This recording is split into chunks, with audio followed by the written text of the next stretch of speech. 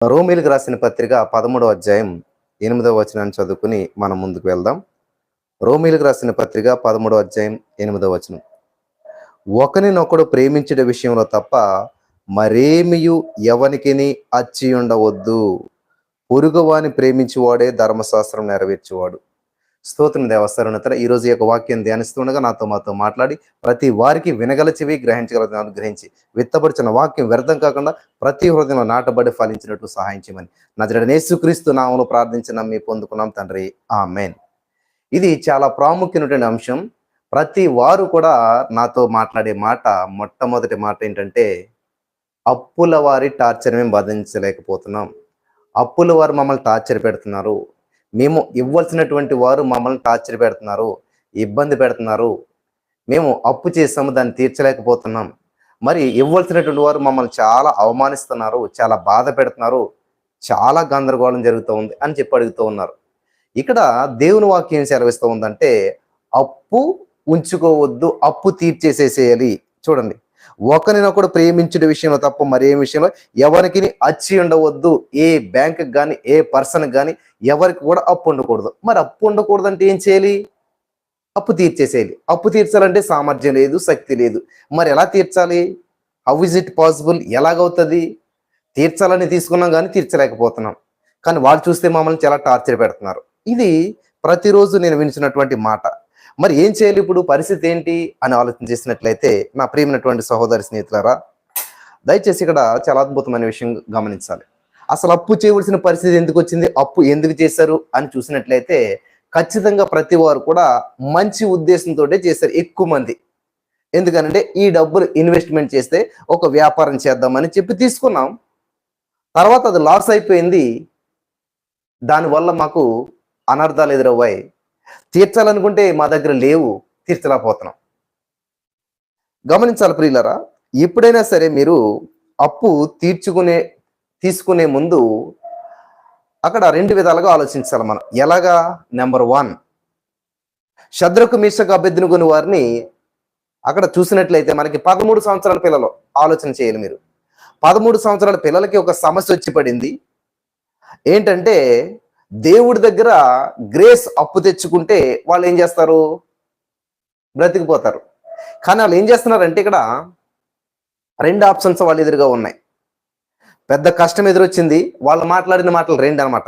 ఖచ్చితంగా మా దేవుడి అగ్నిగుండం నుంచి విడిపిస్తాడు. నెంబర్ 1 విశ్వాసం అందరికీ ఉంటుంది. అది అక్కడ వరకు అందరూ మాట్లాడతారు. ఖచ్చితంగా నేను అప్పు తీరుస్తాను, ఎస్. ఖచ్చితంగా మీది మీకు ఇస్తాను, ఎస్. బాగానే ఉంది. కానీ వాళ్ళు ఒకటి అన్నారు, ఈ అగ్నిగుండం నుంచి మా దేవుడు మమ్మల్ని కాపాడగలడు. ఓకే, బాగానే ఉంది. అక్కడ వరకు విశ్వాసం ఓకే. మరలి ఇంకో మాట అన్నారు వాళ్ళు, ఒకవేళ ఈ అగ్నిగుండం నుంచి మమ్మల్ని కాపాడకపోయినా కూడా మేము దేవుణ్ణి స్తుతిస్తాము. కాపాడితే భూమి మీద దేవుని మహింపరుస్తాం, కాపాడకపోయినట్లయితే మా దేవుని దగ్గరికి వెళ్ళిపోయి అక్కడ దేవుని మహింపరుస్తాం. తేడా ఏమీ లేదు. కాబట్టి ఈ రోజున మీరు ఒక ఆలోచన చేయాలన్నమాట. అప్పు తీసుకునే ముందు, అప్పు చేసే ముందు, ఇదిగో ఈ వ్యాపారంలో లాభం వస్తే ఖచ్చితంగా నీకు ఇచ్చేస్తాను. ఓకే, నష్టం వస్తే ఎలా తీర్చగలుగుతావు? ఒకవేళ నువ్వు డబ్బులు తీసుకుని ఒక వ్యాపారం చేస్తూ ఉన్నావు, ఒక డీల్ ఒప్పుకుంటూ ఉన్నావు, ఒకవేళ అది గీని లాస్ అయినట్లయితే, ఆ వ్యాపారంలో నువ్వు నష్టపోయినట్లయితే ఎలా తీర్చగలుగుతావు? 2వ ఆప్షన్ ఏంటి? ఒకవేళ నువ్వు ఇది అప్పు చేసి ఈ యొక్క వ్యాపారం చేస్తూ ఉన్నావు, ఇది సక్సెస్ అవుతుందో లేదో తెలియనటువంటి పరిస్థితుల్లో అప్పు చేయటం మానేసేయండి. కొంచెం కష్టపడతాం, కొంచెం ఇబ్బంది పడతాం. అది కాకుండా నీకు ఏదో చేసుకుంటావు, ఏదో అది ముందుకెళ్తుంది. నువ్వు అనుకున్నంతగా జీవించలేకపోవచ్చు. ఇలా గమనించాలి. ఇక్కడ ప్రతి వారు మాట్లాడుతున్న మాట ఏంటంటే, అప్పుల వారు మమ్మల్ని టార్చర్ పెడుతున్నారు. సో నువ్వు వ్యాపారం చేసుకుంటానన్నావు, వాళ్ళకంతా ఎక్స్ప్లెయిన్ చేస్తావు. వాళ్ళు ఏం చేస్తారు? నీకు సరే చేసుకో అని చెప్పి నీకు హెల్ప్ చేస్తారు. లేకపోతే నీకు ఇష్టమైనటువంటి వారు హాస్పిటల్లో ఉన్నారు, వాళ్ళ దగ్గరికి వెళ్ళావు, ఇదే నా పరిస్థితి చాలా బంధకాల్లో ఉన్నాను, చావు బ్రతుకుల మధ్యలో ఉన్నానంటే వాళ్ళు ఏం చేస్తారు? ఓకే సరే తీసుకెళ్ళని చెప్పి డబ్బులు ఇచ్చారు. సంవత్సరాలు గడిచాయి. వాళ్ళకు కూడా నీకు లాంటి పరిస్థితి వచ్చింది, వాళ్ళకి ఏదో అవసరం వచ్చింది, వాళ్ళకి ఏదో ఇబ్బంది ఉంది, వాళ్ళ డబ్బులు వాళ్ళు అడుగుతున్నారు, నువ్వు ఇవ్వట్లేదు. ఇస్తాను అంటున్నావు, ఏదో చెప్తున్నావు, ఇవ్వట్లేదు. వాళ్ళు ఏం చేస్తారు? కొంచెం గట్టిగా అడగడం మొదలు పెట్టారు. ఇదే కదా జరుగుతున్నటువంటి విషయం అంతా కూడా. ఇటువంటి పరిస్థితుల్లో మీరేమంటున్నారంటే, నాకు అప్పు ఇచ్చిన వారు నన్ను టార్చర్ పెడుతున్నారు, నీకు నిజంగా అప్పు తీర్చాలని ఉద్దేశం ఉన్నట్లయితే ఆలోచించే విధానం ఎలా ఉండాలంటే, నీకెవరైతే అప్పు ఇచ్చారో, నీకెవరైతే హెల్ప్ చేశారో వాళ్ళు నువ్వు బాగుపడాలని చేశారు. ఇచ్చుకున్నప్పుడు కూడా నువ్వు సంతోషంగానే తీసుకున్నావు, వాళ్ళు సంతోషంగానే ఇచ్చారు. కానీ ఇచ్చేటప్పుడు నువ్వు బాధపడుతున్నావు ఇవ్వటానికి. వాళ్ళు అడుగుతుంటే నీకు వాళ్ళని నేను బాధ పెట్టినట్టు అనిపిస్తూ ఉంది. ఇంతకు వాస్తవం ఏంటంటే వాళ్ళ డబ్బులు వాళ్ళు అడుగుతున్నారు, వాళ్ళ అవసరాన్ని బట్టి వాళ్ళు అడుగుతున్నారు, వాళ్ళకి ఇవ్వాలి కాబట్టి వాళ్ళు అడుగుతున్నారు. ఇందులో తప్పేమున్నది? నాకు ఎక్కువ మంది ఫోన్ చేసి చెప్పే మాట ఏంటంటే, మమ్మల్ని టార్చర్ పెడతా ఉన్నారు, మమ్మల్ని వాళ్ళు ఇబ్బంది పెడతా ఉన్నారు. ఇదే కదా మీరు మాట్లాడేది? గమనించాలి. మరేం చేయాలి బ్రదర్?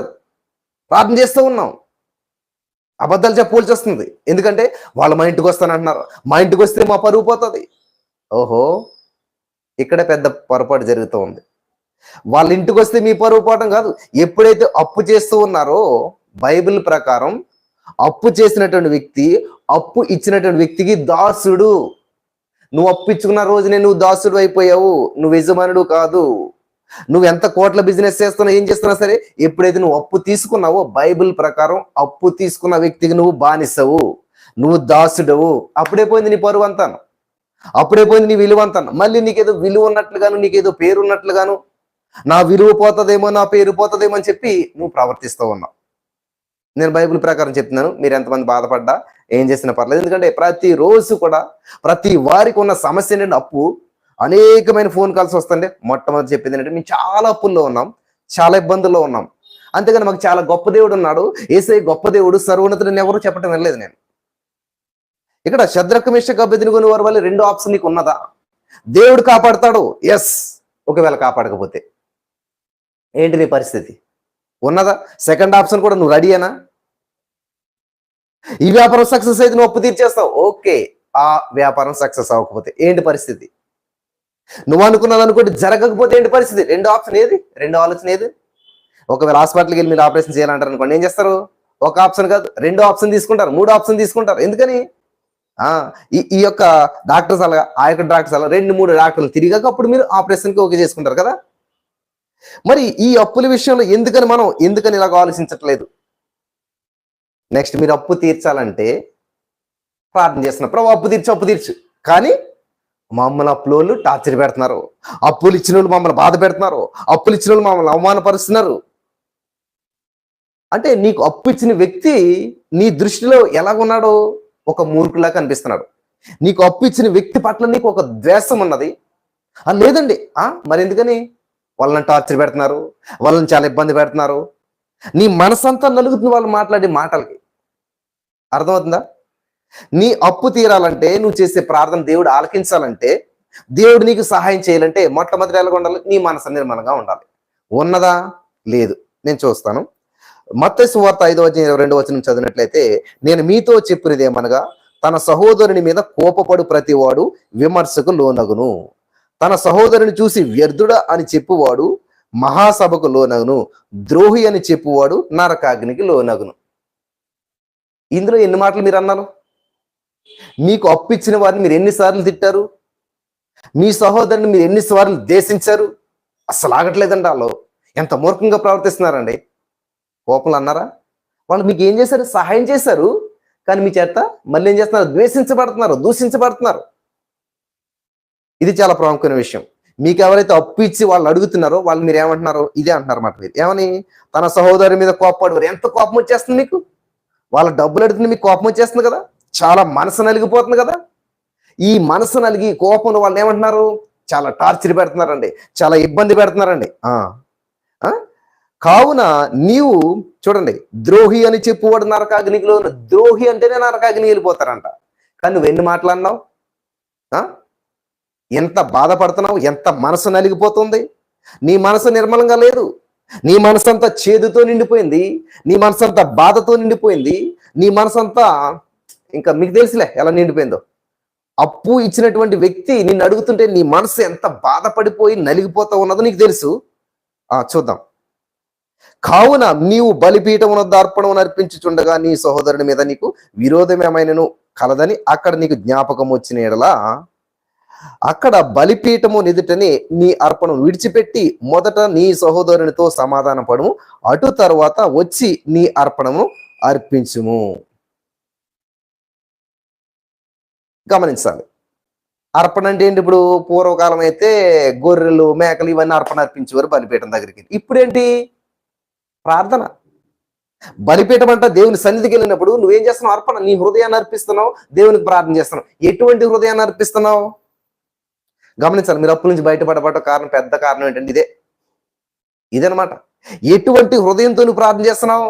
వాళ్ళు నన్ను చాలా ఇబ్బంది పెడుతున్నారు దేవా, వాళ్ళని చాలా బాధ పెడుతున్నారు దేవా, నా హృదయం నలిగిపోతుంది, రేపు ఇంటి మీదకి వచ్చేస్తారంట, రేపు మా ఇంటి మీదకి వచ్చేస్తారంట, అందరూ ఎదుట నన్ను అవమానించేస్తారు అంటే నీ హృదయం అంతా ఆ అప్పిచ్చిన వ్యక్తి పట్ల చేదుతో నిండిపోయింది. గమనించాలి. నీ హృదయం అంతా నీకు అప్పిచ్చిన వారి పట్ల ద్వేషంతో, కోపంతో అస్సలు లాగట్లేదండి. మరి నువ్వు హాస్పిటల్లో ఉన్నావు, అర్జెంట్ అన్నావు, వాళ్ళు 2 రోజులు ఆగి డబ్బులు ఇస్తే ఆలోచిందాం. నీకు చాలా అర్జెంటు, ఆ రోజున వాళ్ళ దగ్గర లేకపోయినా ఎవరి దగ్గర అప్పు చేసి అట్టుకొచ్చి నీకు ఇచ్చారు, లేకపోతే వాళ్ళు ఇంకొకరిని ఎవరో నీకు సహాయం చేయాలనే ఉద్దేశంతో నువ్వు మేలు చేయాలి, నీకు నీ బిడ్డ బాగుపడాలి, నీ భార్య డెలివరీ టైం ఏదో విధంగా నీ వ్యాపారంలో సహాయం చేయాలని వాళ్ళు హెల్ప్ చేయడానికి వాళ్ళు కూడా కష్టపడి తెచ్చారు ఎక్కడో దిక్కుని. వాళ్ళు కూడా అన్ని విధాలుగా కష్టపడి నీకు తెచ్చి డబ్బులు ఇస్తే సమయానికి నీకు ఇచ్చారు. వాళ్ళగా నా రోజు 2 రోజులు ఆగు, 4 రోజులు ఆగు అని ఉంటే నీ పరిస్థితి ఏమయ్యేది? ఆలోచించలేదు. మంచి ఆలోచన లేదు మనకి. అప్పు తీసుకున్న వారు, అప్పు ఇచ్చిన వారి గురించి ఆలోచన మంచిది లేదు. వాళ్ళు అప్పు తీసుకున్నటువంటి వారు ఏం చేస్తున్నారంటే అప్పు ఇచ్చిన వారి గురించి ఎప్పుడు కూడా నెగిటివ్గా ఆలోచిస్తున్నారు, ఎప్పుడు కూడా వాళ్ళని తిట్టుకుంటూ ఉన్నారు, ఎప్పుడు కూడా వాళ్ళని దూషిస్తూ ఉన్నారు, ద్వేషిస్తూ ఉన్నారు. గమనించాలి. ఇటువంటి హృదయంతో నీ హృదయం చేదుతో నిండిపోయింది, నీ హృదయం అసూయతో నిండిపోయింది, నీ హృదయం కోపంతో నిండిపోయింది. ఇటువంటి హృదయంతో వచ్చి నాకు అప్పు లేకుండా చేసినందుకు వందనాలు దేవా, థ్యాంక్ యూ, చేసిన అప్పు తీర్చినందుకు వందనాలు. ఇంపాసిబుల్. దేవుడు నీకు సాయం చేయడు. ఎందుకంటే నీ హృదయం ఏముంది? నీ సహోదరుని పట్ల కోపం ఉంది, ద్వేషం ఉంది, అసూయ ఉంది. అటువంటి మనసుతో వచ్చేసేసి ఇదే చెప్తున్నాడు కదా దేవుడు. ఫస్ట్ ఏం చేయాలంట? బలిపీఠమునొద్దకు వచ్చినప్పుడు అక్కడ బలిపీఠము ఎదుట నీ అర్పణ విడిచిపెట్టి ప్రార్థన మానేసే ముందు, స్తుతించడం మానేసేసే ముందు, థ్యాంక్ యూ చేసి అప్పు తీర్చినందుకు అంటే మానేసే ముందు మరి ఏం చేయాలి? ఇవన్నీ మానేసి విడిచిపెట్టి మొదట వెళ్ళి నీ సహోదరునితో సమాధాన పడుము. ఎవరైతే నీకు అప్పిచ్చారో వారితో నువ్వు సమాధాన పడాలి. ఎలా సమాధానం పడము బ్రదరు? వాళ్ళు మా ఇల్లు వేసుకుపోతానంటున్నారు, పెద్దల్లో పెట్టేస్తానంటున్నారు, జైల్లో పెట్టేస్తానంటున్నారు, పోలీసులతో చెప్తానంటున్నారు. ఎందుకని? నువ్వు ఎన్నోసార్లు మాట్లాడో తప్పు మాట నిలబెట్టుకోలేదు. నీ యొక్క వైఖరిని బట్టి అంతవరకు వచ్చింది. ఫస్ట్ ఎవరన్నా ఎప్పుడు ఇస్తావని అడుగుతారు, పలానా అని చెప్తావు. ఎప్పుడు ఇస్తావు? మంచిగానే అడుగుతారు కదా వాళ్ళు. ఎవరు మూర్ఖంగా అడగరు. అప్పిచ్చిన వారిని వెనకేసుకొస్తున్నాను నువ్వు అనుకుంటున్నావేమో. నీకు సొల్యూషన్ చెప్తున్నాను నేను. అప్పు తీసుకున్నాడు నీవు ఎలా బయటపడాలో మార్గం చెప్తున్నాను నేను. నువ్వు జాగ్రత్తగా విన్నట్లయితే వాక్యాన్ని. సహోదరి, స్నేహితుడా, జాగ్రత్తగా వింటేనే. కాబట్టి నువ్వేం చేసావు? ఎవరో బ్రదర్ అంట, జాషువా బ్రదర్ అంట 3:30 ప్రేయర్లోకి వెళ్తుంటే రాత్రి అంతా స్తుతిందే, తెల్లారులకు 15 లక్షల అప్పు తీరిపోయిందంట. నాకు కూడా తీరిపోతుంది. తీరదు. నువ్వు ఎలాగొస్తున్నావు అంటే ఎవరైతే నీకు అప్పు ఇచ్చారో వాళ్ళు టార్చర్ పెడుతున్నారు, నన్ను వాళ్ళు ఇబ్బంది పెడుతున్నారు, వాళ్ళు నన్ను అవమానిస్తూ ఉన్నారు. అవమానించడం ఏంటి? నువ్వు ఎప్పుడు అవమానం పాలైపోయావు. అప్పు తీసుకున్న రోజునే నీకు అంతా పరువు అంతా పోయింది. నువ్వు బానిసు. 10 రూపాయలు అప్పు తీసుకున్నా సరే నువ్వు బానిసు. సైతానుడి ఉద్దేశం ఏంటంటే నిన్ను బానిసగా చేయాలని. ఎలాగా? ఎక్కడ అప్పు అడిగితే అక్కడ అప్పు వచ్చి ఇలా చేసేస్తాడు అనమాట సైతానుగాడు. ఈజీగా వచ్చేసిందండి. అసలు నేను అడగకుండానే వచ్చేసిందండి. ఒక్కసారి అడిగానంటే అలాగ వచ్చేసింది. సాతానుగాడు నేను నీకిస్తాడనమాట. దేవునికి స్తోత్రం కలుగును గాక. చాలా జాగ్రత్తగా వినాలి. కాబట్టి ఇటువంటి పరిస్థితులు నీకు ఎదురైనప్పుడు నీ ఆలోచన విధానం ఎలాగో, నీ మనసు ఎలాగో? నిర్మలంగా ఉందా? లేదు. ఎవరిని మనసు నా మీద అనుకుంటుంది వాడు పూర్ణ శాంతి కలుగు అనుకుంటాడు. నీ పూర్ణ శాంతి లేదు, గందరగోళం, అయోమయం, ఆందోళన నువ్వు ఉన్నావు. పేపర్ తీసుకున్న థ్యాంక్ యూ, అప్పు తీసుకున్న నీ మనసు అంతా గందరగోళంలో ఉంది, కానీ చెయ్యి మాత్రం రాసేస్తుంది thank you Jesus, thank you Jesus అని. ఉపయోగం లేదు. అందుకే కదా రాసిన వాళ్ళందరికీ జరగట్లేదు కదా, కొంతమందికే జరుగుతూ ఉన్నాయి. యేసుక్రీస్తు చుట్టూ చాలా మంది జనం ఉన్నారు, ఎవరికి అద్భుతాలు జరగట్లేదు. ఎవరో ఒకరు తోసుకుంటా గింటుకుంటా వెళ్ళి ముట్టుకుంది, వస్త్రపు చెంగి స్వస్థత వచ్చేసింది. ఆవిడికి పక్కన ఉన్నవారికి తేడా ఏంటి? యేసుప్రభువుతో నడుస్తున్నారు, యేసుప్రభువుని తాకుతున్నారు, వాళ్ళకి ఏమీ జరగట్లేదు. కానీ ఎక్కడి నుంచో వచ్చిన ఆవిడ ఇలా ముట్టుకుంది, స్వస్థత పొందుకుంది. కారణం ఏంటి? ఒక్క ముట్టుకుతోటే, ఒక్క తాకిడితోటే ఆమె జీవితం మారిపోయింది. Just one touch from God change her life అనమాట. ఆవిడ జీవితం మారిపోయింది. అంటే ఆవిడికి వాళ్ళకి తేడా ఏంటి? యేసుప్రభువుతో ఉంటున్నారు, యేసుప్రభువుతో నడుస్తున్నారు, యేసుప్రభు దగ్గర కూర్చున్నారు, యేసుప్రభు చెప్పింది అన్ని చేస్తున్నారు, ఏం చేంజ్ లేదు. కానీ సడన్ గా వచ్చింది ఒక ఆవిడ, ఇట్టొచ్చి అట్టు పట్టుచీర కట్టుకుపోయింది అంటారు కదా, ఇట్లా వచ్చింది, అలా ముట్టించి స్వస్థత పొందేసుకుంది అనుకుంటున్నారు మీరు. ఆవిడ ఎప్పుడైతే విన్నదో అప్పటి నుంచి హృదయంలో కన్ఫెస్ చేస్తూ ఉంది, నా యేసయ్య నేను ముడుతున్నాను, నేను స్వస్థత పొందుతున్నాను, నేను నమ్ముతున్నాను, నేను పొందుకుంటున్నాను అని చెప్పి ఏం చేస్తుంది? ఆమె ఆల్రెడీ మనసులో పదే పదే ధ్యానిస్తుంది. రెండో ఆలోచన లేదు, రెండో మనసు లేదు, ఏమీ లేదు. కాబట్టి ఈ రోజున మీ అప్పుల నుంచి మీరు బయటపడాలంటే అప్పిచ్చిన వారిని మీరు ప్రేమించాలి, అప్పిచ్చిన వారిని మీరు క్షమించాలి, అప్పిచ్చిన వారిని, ఇదే మాట ఇక్కడ, బలిపీఠం ఎదుటి మీ అర్పణ విడిచిపెట్టి మొదట మీ సహోదరునితో సమాధాన పడాలి. ఎవరితోటైనా సరే మీకు సమాధానం లేకుండా మీరు ఎన్ని ప్రార్థన చేసినది ఆలకించబడదు. అంటే సమాధానం లేదు అంటే అర్థం ఏంటంటే హృదయం చేదు. అర్థమవుతుందా? నీ హృదయం అంతా చేదుతో నిండిపోయింది, అసూయతో నిండిపోయింది, కోపంతో నిండిపోయింది, బాధతో నిండిపోయింది. ఇటువంటి హృదయాన్ని పట్టుకొని వెళ్ళి, అర్థమైందా? నీ హృదయాన్ని కడుక్కోకుండా, నీ హృదయం క్లీన్ చేసుకోకుండా ఇటువంటి హృదయంతో వెళ్ళి దేవా అని చెప్పి ప్రార్థన చేస్తే ఆలకించబడదు. మొట్టమొదటి చేయవలసిన ప్రార్థన కాదు, సహోదరుని క్షమించాలి, ద్వేషము అసూయ ఏమీ లేకుండా చూసుకోవాలి. మనస్ఫూర్తిగా ప్రభా వాళ్ళు చాలా మంచి వాళ్ళు దేవా, నాకు ఎంతో హెల్ప్ చేశారు దేవా, నా జీవితంలో ఎంతో సహాయపడ్డారు దేవా, నా సామర్థ్యం సరిపోవట్లేదు, నేను వాళ్ళకి ఇవ్వాల్సిన సమయానికి ఇవ్వలేకపోతున్నాను, నా శక్తి సామర్థ్యం సరిపోవట్లేదు, నేను లాసిపోయాను, తెలుసో తెలియకో తప్పు చేశాను అంటే దేవుడు నీకు సహాయం చేస్తాడు తెలుసా? మన ప్రార్థన అలా లేదు. ప్రభు వాళ్ళు టార్చర్ పెడుతున్నారు నన్ను, వాళ్ళు ఇబ్బంది పెడుతున్నారు నన్ను, వాళ్ళకి మనసు మార్చు. ఎవరికంటండి? వాళ్ళకి జ్ఞానం దయచేయి. అప్పిచ్చిన వాళ్ళకంట మనసు మార్చాలంట, జ్ఞానం దయచేయి. నువ్వు మాత్రం మారవు, నీ మనసు మాత్రం మార్చుకోవు, నీ మనసులో ఉన్న ద్వేషం అసూయ కోపం మాత్రం తీసుకోవు, వాళ్ళు మారాలని చూస్తావు. కాబట్టి అందుకనే తరతరాలు నీ అప్పుల్లో నువ్వు జీవిస్తూనే ఉన్నావు, సొల్యూషన్ దొరకట్లేదు. ఎందుకంటే నీ మనసు మారాలి, నీ ఆలోచన విధానం మారాలి, ఎదుటివారి పట్ల నీ యొక్క వైఖరి మార్చుకోవాలి. ఇవన్నీ ఎప్పుడైతే మార్చుకుని నిజంగా మీరు దేవునికి ప్రార్థన చేస్తారో ఖచ్చితంగా మీ అప్పు తీరిపోతుంది. మీకున్న శక్తిని బట్టి కాదు, సామర్థ్యాన్ని బట్టి కాదు, మీ జీతాన్ని బట్టి కాదు, మీ ఇన్కమ్ని బట్టి కాదు, మీ రాబడిని బట్టి కాదు, దేని బట్టి కాదు. దేవుడు నీకు ఆజ్ఞాపిస్తాడు.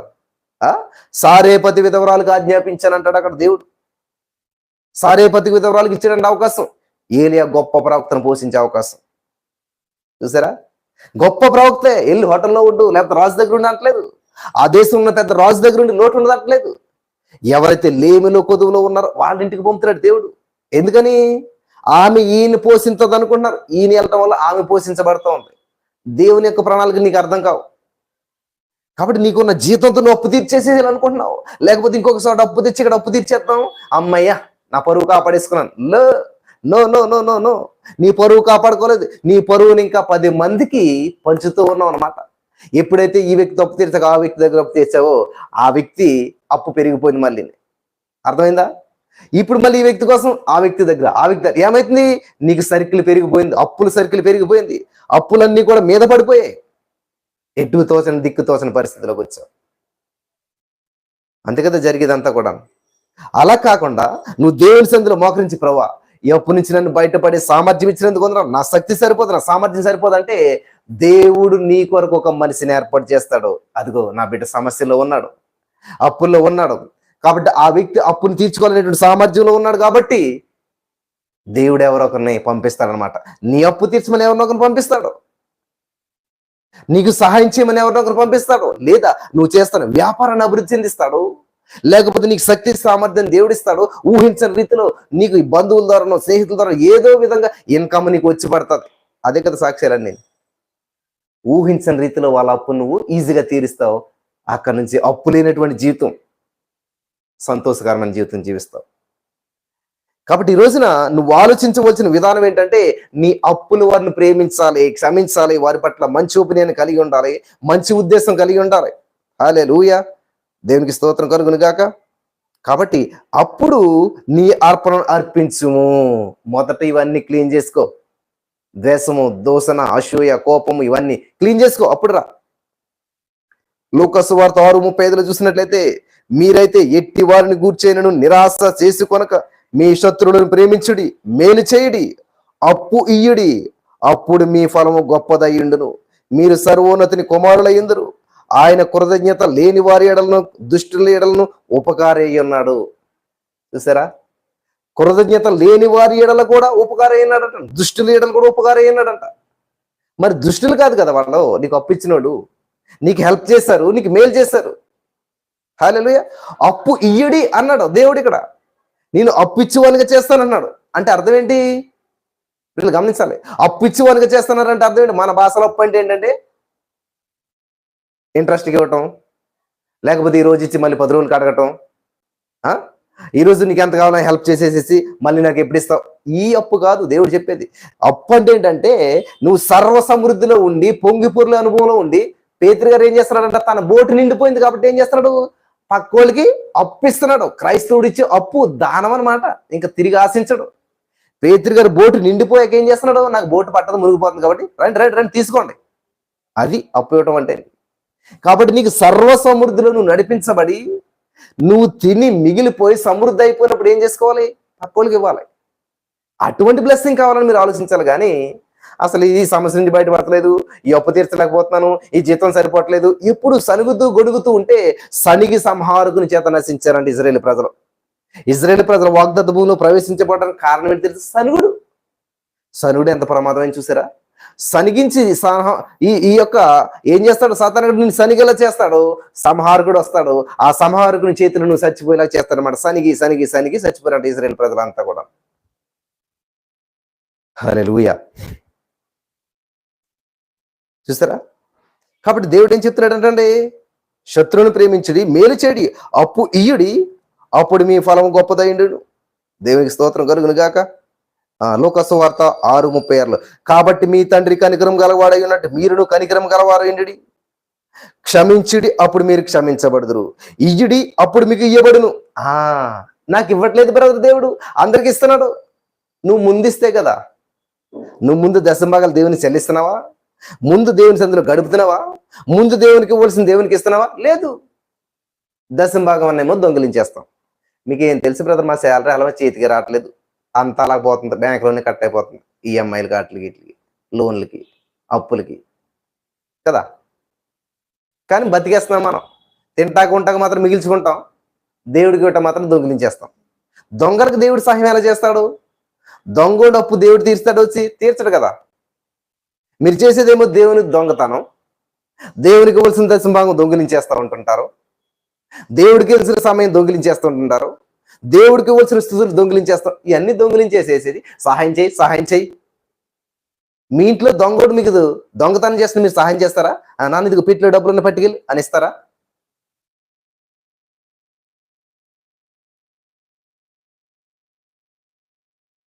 ఆలోచించండి. అందరికి అప్పుల నుంచి బయటపడిపోవాలి, అప్పులు తీర్చేసేసేది. ఓకే, అసలు అప్పు ఎందుకు చేశారో ఆలోచన ఉన్నదా? అసలు అప్పు ఇచ్చిన వారి పట్ల ఎప్పుడన్నా ప్రార్థన చేశారా? చేశారు. ఎలాగా? ప్రభు వాళ్ళ మనసును మార్చు, వాళ్ళ మూర్ఖత్వాన్ని తీసివేసేయి, వాళ్ళు మమ్మల్ని టార్చర్ పెడుతున్నారు. నీ కోపంతో చేసే వాళ్ళ గురించి ప్రార్థన, నువ్వు బాధతోడే చేసే వాళ్ళ గురించి ప్రార్థన, వాళ్ళ పట్ల నువ్వు అసూయతోడే చేసావు ప్రార్థన, వాళ్ళని ఒక మూర్ఖులుగా చూసావు, వాళ్ళని ఏదో టార్చర్ పెట్టేటువంటి వారుగా చూసావు. అటువంటి మనసుతో నువ్వు ప్రార్థన చేస్తే దేవుడు ఆలకించడా? ఆలకించడు. మొదట వెళ్ళి నువ్వు క్షమాపణ పడు, శత్రువుని క్షమించు. శత్రువు కూడా కాదు కదా అల్లో, నీకు మిత్రుడే కదా, నీ మేలు కోరిచ్చారు కదా డబ్బులలో. క్షమించేటప్పుడు మీరు క్షమించబడుదురు, ఇయ్యుడి, అప్పుడు మీకు ఇయ్యబడును. ఆనెచ్చి కుదిరించి దిగజారునట్లు నిండు కొలతను మనుషులు మీ ఒడిలో కొలుతురు, మీరు ఏ కొలతతో కొలుతురో ఆ కొలతతోనే మీకు మరలా కొలవబడును. అది విషయం. మనం ఏ కొలతతో కొలుస్తున్నామంటండి? ద్వేషంతోటి, అసూయతోటి, బాధతోటి. మనకు అది తిరిగి వస్తుంది. బాధను విత్తుతున్నావు, బాధను కోసుకుంటున్నావు. ఎందుకని బ్రదర్, ఎంత కాలం నుంచి నేను బాధపడుతున్నాను? నువ్వేం విత్తుతున్నావు? మరి బాధ విత్తుతున్నావు. ఎందుకని బ్రదర్ నేను అప్పుల సమస్యలు వింటున్నాను? నువ్వు ఎప్పుడు అప్పులే విత్తుతున్నావు, అప్పులనే విత్తనమే విత్తుతున్నావు ఎప్పుడు కూడా. దేవుడికి దశంభాగం అప్పు, దేవునికి దశభాగం చెల్లించలేదు, అప్పులో ఉన్నావు. అంటే దొంగతనం చేస్తూ ఉన్నావు. కాబట్టి ఈ రోజున మీరు ఏది విత్తుతున్నారో అదే కోస్తున్నారు. రోజు అప్పుల గురించి మాట్లాడి ఐశ్వర్యవంతుడు ఎలాగవుతావు? నువ్వు రోజు అనారోగ్యం మాట్లాడి నువ్వు ఆరోగ్యవంతుడు ఎలాగవుతావు? నువ్వేది పలుకుతావో అది కలుగుతుంది. నువ్వు పలికేది ఎప్పుడు అనారోగ్యం గురించే పలుకుతావు. నాకు అనారోగ్యం ఉంది, బీపీ ఉంది, షుగర్ ఉంది, సమస్య ఉంది, ఇబ్బంది ఉంది, కాలు నొప్పి, నెక్ పెయిన్, హీల్ పెయిన్, ఆ పెయిన్, ఈ పెయిన్, ఇవన్నీ మాట్లాడి ఆరోగ్యం ఎక్కడి నుంచి వస్తుంది నీకు? నువ్వు విత్తుతున్నావు, నీ మాటలే విత్తనాలు. నువ్వు ప్రతిరోజు విత్తనం ఏంటి? ఎప్పుడు మాట్లాడినా అనారోగ్యము, అప్పుడు సమస్య. ఎప్పుడన్నా దేవుని గురించి మాట్లాడావా? కాబట్టి నువ్వు వేసే విత్తనాలు ఏమవుతున్నాయి? మొక్కలు వస్తున్నాయి. ఈ రోజు అంతా అనారోగ్యం మాట్లాడవు, రేపు అనారోగ్యం మొక్కలు మొలిచి నీ అనారోగ్యం పెరిగింది. ఈ రోజు అంతా అప్పులు అని మాట్లాడవు, ఈ అప్పులు ఏమై రేపటికి పెరిగాయి. ఎందుకంటే నీకు కావాల్సిన అప్పు కాదు, నువ్వు ఏం కాపాడలే. నువ్వు ఐశ్వర్యవంతుడు అవ్వాలి, నువ్వు బయటపడాలి, అది పలకలేదు నువ్వు అసలే. 90% మీరు ఎవరికి ఫోన్ చేసి ఏం చెప్తారు? నా అప్పుల కోసం ప్రార్థన చేయండి అంటే పెరగాలనా? అప్పుల కోసం ప్రార్థన ఏంటి? రోగం కోసం ప్రార్థన ఏంటి? నీ సమస్య కోసం ప్రార్థన ఏంటి? మీరు గమనించాలి. ఫెయిల్ అవటం కోసం ప్రార్థన చేయించుకుంటారు ఎవరన్నా కదా? ఎంత ఆలోచన విధానం మార్చుకోవాలో చూడండి మనం. అప్పుల కోసం ప్రార్థన చేయాలంటే అప్పులు క్షేమంగా ఉండాలని ప్రార్థన చేయాలా? అప్పులు నీ దగ్గరే క్షేమంగా భద్రంగా ఉండాలని ప్రార్థన చేయాలా? చూసారా? మనస్సు మారి నూతన మగుట అవ్వాలని అంటున్నాడు దేవుడు. నూతనం అవ్వాలన్నాడు దేవుడు. దేవునికి స్తోత్రం కలుగును గాక. కాబట్టి నీ ఆలోచన మారాలి. నువ్వు అప్పుల సమస్యను పక్కన పడేసి ఐశ్వర్యంతో నేను చూసుకోవాలి. నీ వ్యాపారం లాస్ అయినా సరే నీ వ్యాపారం సమృద్ధిని చూసుకోవాలి. ఆత్మానుసారమైనటువంటి వారు ఆత్మానుసారమైన వాటి మీదే మనసు ఉంచుతారు. మీరు పైన వాటిని వెతకండి అంటున్నాడు. హల్లెలూయా. కాబట్టి ఈ రోజున ఇన్ని మాటలు విన్నటువంటి నువ్వు ఇయ్యుడి మీకు ఇయ్యబడతా, అణిచి కుదిరించి దిగజారినట్లు ఇస్తాడు. నువ్వు ఇయ్యి దేవునికి ఇవ్వాల్సింది. నువ్వు చేత్తోడే దేవుడికి. దేవుడిని మళ్ళీ ఇచ్చింది నువ్వు చేయి పట్టదు. కాబట్టి ఓడి పెట్టుకోవాలన్నమాట. ఓడి ఇదిగో ఇలా ఓడి ఇంత ఓడిలో నువ్వు చేతితోటి ఇస్తుంటే ఓడిలో వేస్తున్నాడంట దేవుడు. ఎంత ఓడి ఉంటుంది చూసారా? నువ్వు ఇలా ఇన్ని డబ్బులు వేస్తే దేవుడు ఇన్ని డబ్బులు ఇస్తున్నాడంట. నీ ఓడి ఇలా పట్టుకోవాలన్నమాట ఓడిలో. హల్లెలూయా. అంత గొప్ప దేవుడు మనం కలిగిండు కూడా. ఈ రోజున అప్పుల్లో జీవిస్తున్నారా? నేను చేసిన అప్పులు చేయలేదని అనట్లేదు. అప్పు చేసే చదువుకున్నాను, అప్పు చేసే చాలా విషయాల్లో నేను ఆపరేషన్ ఇవన్నీ అప్పు చేశాను, నేను అప్పు చేయలేదని అనట్లేదు. కానీ దేవుని సత్యం తెలుసుకున్న తర్వాత నేను చెప్పగలుగుతాను ఈ రోజున గత 15 సంవత్సరాల్లో నేను ₹1 అప్పు చేయలేదు ప్రియులారా. 15 సంవత్సరాల్లో ₹1 అప్పు చేయలేదు. పరిస్థితి దిగజారిపోయింది. అడుక్కునే పరిస్థితి వచ్చింది, తిండి లేని పరిస్థితి వచ్చింది, రోడ్డు మీద పడిపోయిన పరిస్థితి వచ్చింది. రోడ్డు మీద పడిపోయినా రోడ్డు మీదే బ్రతుకుతాను, బ్రతికినంత కాలం బ్రతుకుతాను, అప్పు లేకుండా బ్రతుకుతాను. కానీ మనం అక్కడే తేడా వస్తుంది అన్నమాట. మనం ఏం చేయాలి? బ్రతుకుతాం, అప్పు చేసైనా సరే రాజులాగా బ్రతుకుతాం అనుకుంటారు మీరు. ఆ ఒక్కరోజు బ్రతుకది. అప్పు చేసిన కొన్ని రోజులు బాగానే ఉంటది, తర్వాత ఉంటది అన్నమాట. చూసారా? నువ్వు నీతిగా నిజాయితీగా నిలబడువు. నువ్వు అప్పు చేయకుండా నేను జీవిస్తాను, లేనొచ్చినా కొద్దు వచ్చిన ఆకలి వచ్చినా సరే నేను నిలబడతాను. నిలబడు, నువ్వు నీతిగా నిలబడు. నీతిమంతుని పిల్లలు భిక్షమెత్తుకునుట నేను చరిత్రలో చూడలేదు అంటున్నాడు దావీదు గారు. నువ్వు నీతిగా ఉండు, నువ్వు భిక్షమెత్తుకోవు, నువ్వు అడుక్కోవు. చూస్తాడు దేవుడు నీ నీతిని నిజాయితీని చూసి దేవుడే పంపిస్తాడు. అరే బాబా చచ్చిపోయేలాగా ఉన్నాడు, నీతిగా నిలబడే భోజనం లేకుండా పోయేలాగా ఉన్నాడు అని చెప్పి ఒక బిర్యానీ పార్సల్ ఇంటికి వస్తారన్నమాట. గేట్ కొడతారు, డోర్ కొడతారు, అంతే. దేవుడే మనల్ని తినేసేయండి. ఏం చేస్తావు? నువ్వు నీతిగా నిలబడ్డావు, అప్పుడు నిన్ను వెతుక్కుంటూ వస్తాయి. మొదట ఆయన రాజ్యాన్ని నీతిని వెతకండి. ఏం చేయాలంటే అప్పు ఎవరిస్తారని వెతుక్కుంటాను, అందుకనే మునిగిపోయావు ఈ రోజున. అంతేగాని నీతిని వెతుకుతాం. దేవా నువ్వు నీతిమంతుడు కాబట్టి మొదట నీ రాజ్యాన్ని నీతిని వెతుకుతాను, నేను నీతిగా నిలబడతాను, నేను అప్పు చేయను. లేదు కదా? అప్పు ఎలా చేద్దారని ఆలోచన చేస్తున్నారు కానీ అప్పు చేయనన్న మాట ఎవరన్నా అంటున్నారా? లేదు. ఈ అప్పు తీర్చడానికి మళ్ళీ అప్పు చేస్తున్నారు.